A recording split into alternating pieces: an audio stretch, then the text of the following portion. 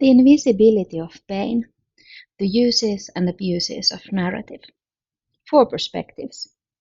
Presenter Anna Ovaska. The narrative form is powerful because it can make visible the highly subjective experiences of pain that often escape language and representation. Even though we can never step outside of our own bodies and feel what another body is feeling, or even bring back our own past experiences, the narrative form may convey the altered sense of space, time, and self in pain.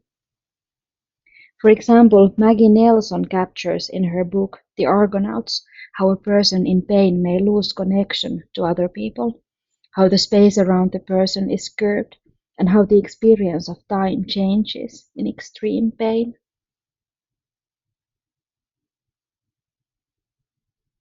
Narrative form also offers the possibility of showing how experiences of pain are entangled with material and cultural environments and larger structures of power. This is what Roxane Gay does in her memoir Hunger, which makes visible the social norms that govern bodies.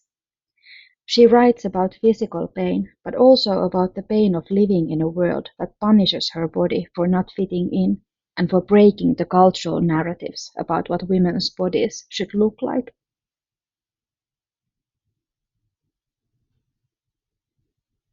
But in addition to making the suffering body visible, narratives may also work to hide it. Literary theorist Elaine Scarry has written about the linguistic, narrative, and perceptual processes through which we stop perceiving the pain of others.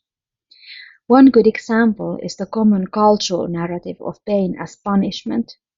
If pain is interpreted as something that is justified, as something a person has brought on themselves, we easily stop perceiving the suffering body. On the other hand, narratives of pain which focus tightly on the experiencing subject have the danger of reducing the complicated social and cultural problems to the individual level. This happens, for example, in emotional stories about illness and recovery that omit the larger material, social, and political structures that cause and shape pain. In Hunger, Roxane Gay writes explicitly against such individual narratives of success. When we create and engage with stories of pain, we need to ask what kinds of possibilities they offer. Do stories of pain allow us to see and recognize the pain of others and our own pain, or do they turn pain into something else?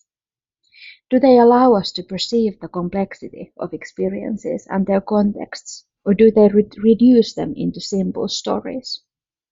How do we perceive and interpret experiences of pain? How do individual and cultural narratives of pain shape what we can see in the first place?